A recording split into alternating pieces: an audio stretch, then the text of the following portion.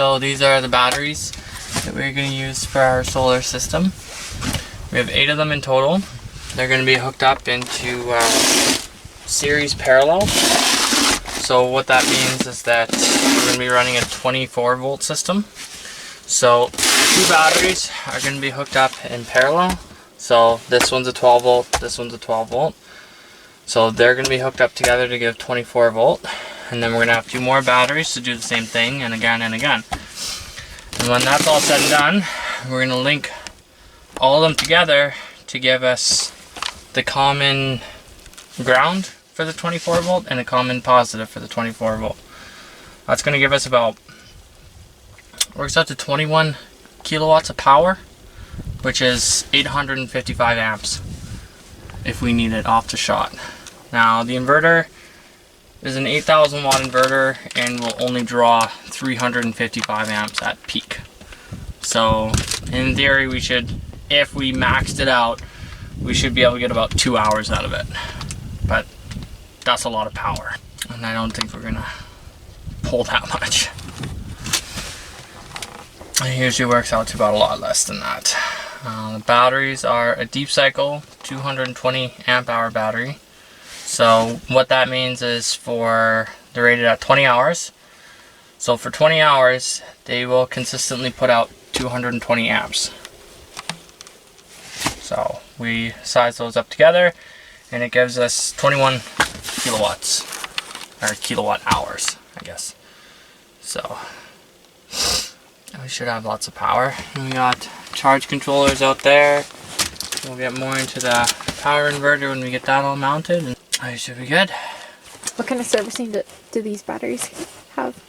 These ones, as they charge and discharge, they'll gas off the liquid that's inside. And all you do is you unscrew this cap. Alright, like that.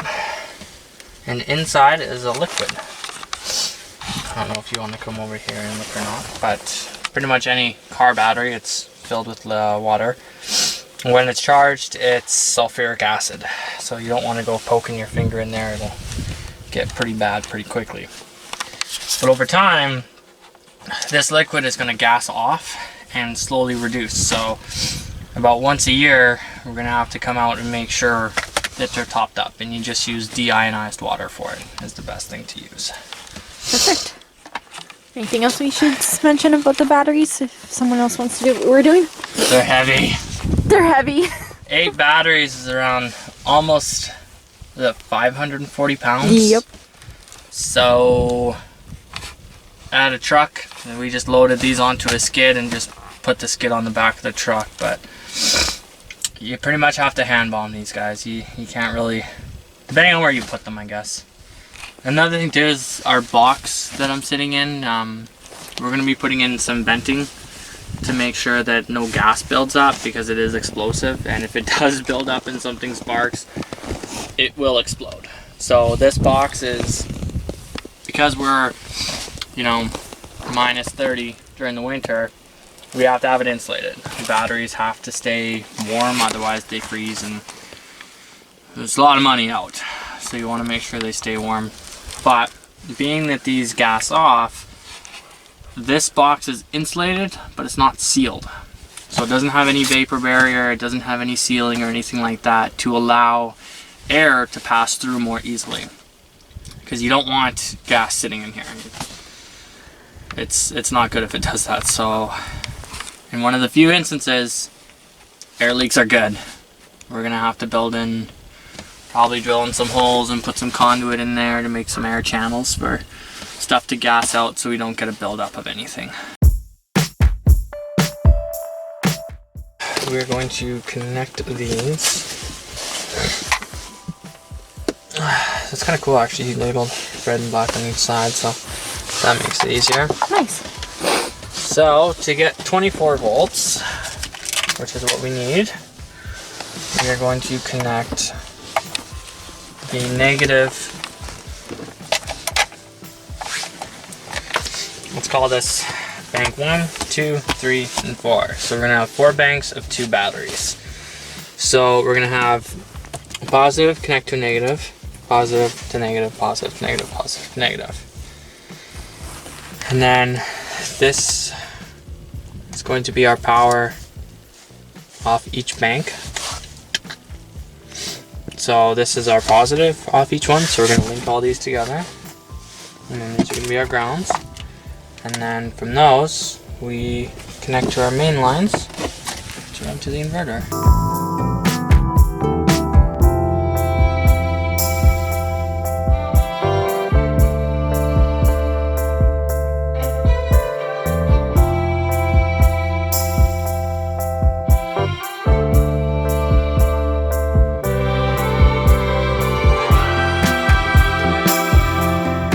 So 12 volt system would use, I'd have all the positives connected, all the negatives connected.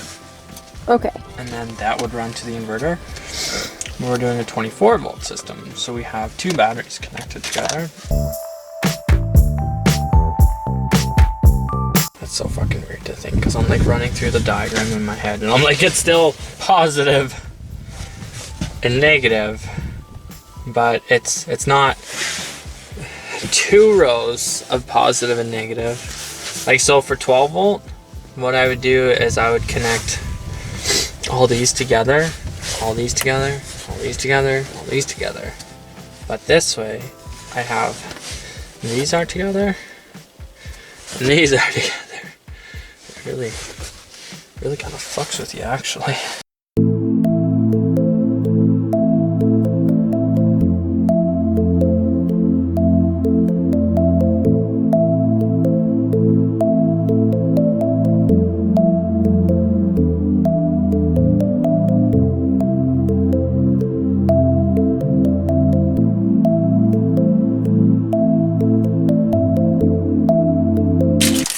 This is a temperature sensor. It plugs into the charge controller. And what this guy does is allows the charge controller to regulate the power going into the batteries. So when you have batteries in high charging rates, if you charge them too fast, they overheat and bubble over and boil. You don't want that. But you also don't want to charge them too slow because you kind of want them to stay warm.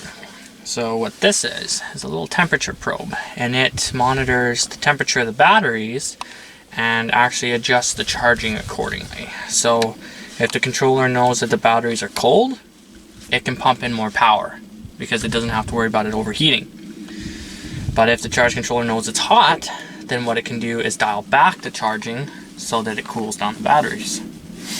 It's just a tiny little thing, and all it does, it goes in there. That's the circuit diagram we're going with? This one, yeah, but there'll be 2 sets of batteries. Perfect. Mind you, we're not going 6 volt, we're going 12 volt battery, so. And we have a 24 volt inverter. Yep. And like, what is an inverter? Basically, it converts DC power to AC. So let's say you have an inverter. This one is a 24 volt, so it takes 24 volt in and converts it to 120 volt out. You can also get an 8,000 watt inverter. Well, this one is an 8,000. You can get bigger or smaller. The most common one is something you'd see in a car. It's just a little tiny, like an 800 watt inverter for powering like a laptop or something like that. So it just converts power into a source that you can use for something else? Yep. And how come you can't use DC? Because most of our power is all run on AC. So AC is a lot, it's a lot easier to transfer or to transmit. So you look at, so say for 8,000 watts, that's not very much. In comparison to a house, we'll see, well, like say a house will be rated for 100 amps. Well, 100 amp service. So if you have DC, for 100 amp service, this is the size of cable you gotta run. This is fucking huge. DC takes a lot more to push a given distance. So if you have, like, say, miles and miles and miles of lines, AC is a lot easier to keep consistent and to push at a lower power. Whereas for DC, you need much bigger cable to get the same distance. So it costs more and you have a higher line loss. So power coming from our house is going to connect into here. And then if we need, we have outlets on here. We have a little on-off switch.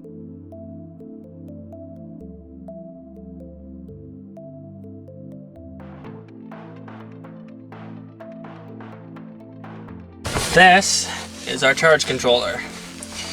It is expensive, but totally worth it. It is an MPPT charge controller. This one is, it's called a FlexMax 60. So it's a 60 amp out, and it's rated for 150 volt DC coming in. So you can get some pretty decent power going in. We're only going to be running at 57 volts tops. So it's going to be 57 coming in, and well, 57 volts coming in and then 24 volts going out, so it can charge our batteries up nicely. So this one does all kinds of stuff. It'll tell you your maximum power usage. It'll tell you how much is charging, how much you're drawing, how much power you've actually produced in a day.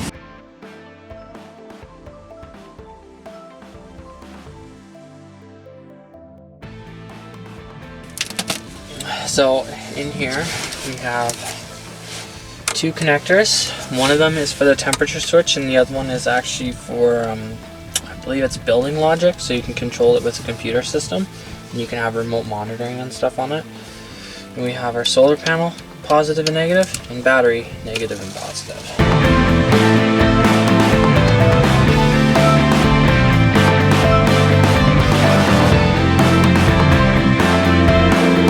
Okay, so here we have our inverter. So it's a 8,000 watt pure sine wave inverter.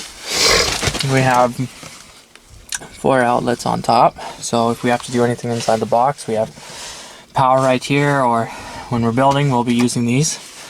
We have a on-off switch. Then one of these is a voltage, and I believe one of them is a current. One shows one shows battery voltage, the other one shows output voltage.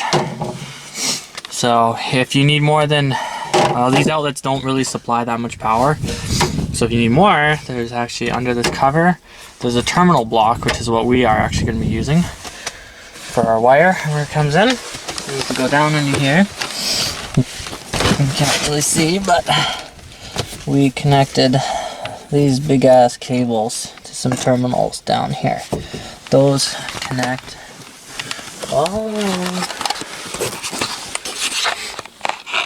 and they will connect up to our batteries. So that connects to the batteries to ground them. To ground what? So this is the ground number 1. This guy's gonna go on here. It connects into there. So that is going to connect these two batteries up together for bank 1. And then we have another ground here. It's going to connect up to this guy. Oh, for those two. For bank 2. Okay.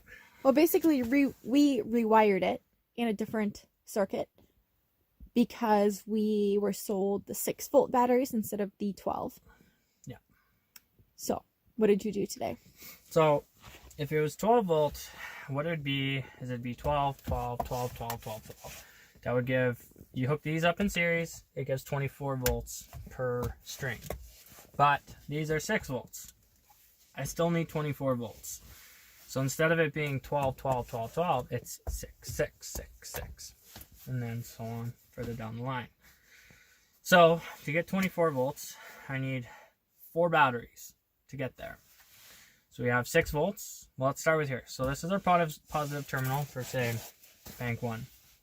So we have positive goes to negative out on the battery.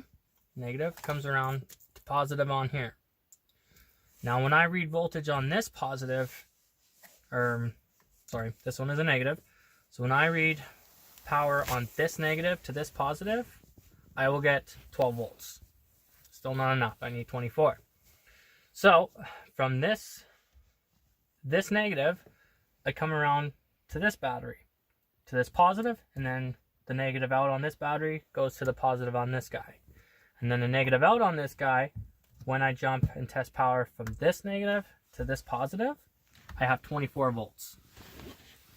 So it goes from battery 1, battery 2, battery 3, and battery 4. So these are my outputs. Positive out, negative out. That gives me 24 volts. So that is one single unit. And then it's the same thing for this guy. So we have our positive, negative goes to positive, negative goes to positive, negative goes to positive. So that's my negative out, that's my positive out.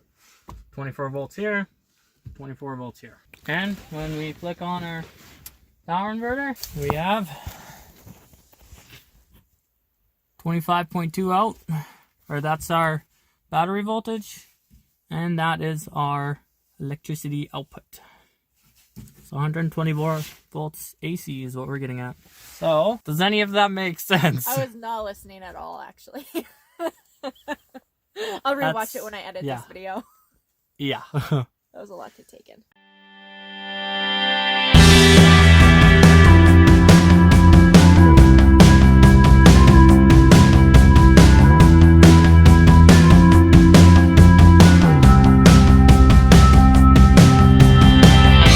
So we got a piece of conduit. Yep. Piece of conduit. Stuck it through the hole. That guy goes in there. What is that thing called? I don't know. It's just a connector box. I'm sure it has an actual name. But I don't know what it is. So then when you, so the purpose of that is just running the wire through. Yep. Out the bottom there. And that's it. Yeah. We'll have to cut it on the inside though. Why are there screws? Because you take it off, and then you can get inside. So if you have a connection in here, like what we can do is we can have just a short pigtail in here, and then connect our wires up to it. Okay. So now we're drilling vent holes in our box so that we can have somewhat of a ventilation in here. So we get gas buildup. Right. Not necessarily gas as in gasoline, but gas as in sulfuric acid gas. What we decided to do for that is drill one on the bottom, one on the top, and we found these little vent holes. They have a screen on them, and we're just going to stick them in with a tube, and this should allow for good ventilation. These are like $2. We'll have a natural updraft that will clear out any gas buildup as hot air rises. We also found that is it the inverter? Yeah. The inverter doesn't run when it's this cold, which is minus 30. So we don't have any power till the sun comes up a little bit, which it's like almost noon and the sun is like right there or something. So yeah. We now have to put in a heater with a thermostat on it, so it allows to be kicked on and off, right? So it doesn't get too hot in here. Doesn't get too hot and it stays not too cold. So that we are able to actually run what we installed. Because if we can't use the power when it's this cold, then what's the point? Once everything's actually hooked up and we're running the house, that heater is never going to kick on. Yeah. What size of hole is it? 2-inch. So now we put the ABS pipe in with the vents. We've taped around them so that they have a better seal. One on each side. 2 on each side. One at the top, one at the bottom.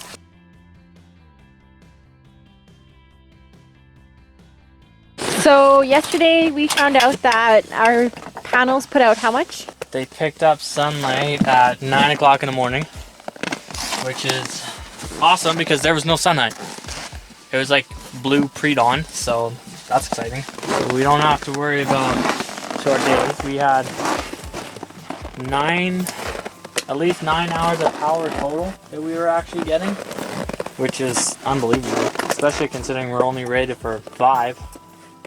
9 is just awesome. So apparently where we are right now at this time of year, we're only supposed to get 5 hours.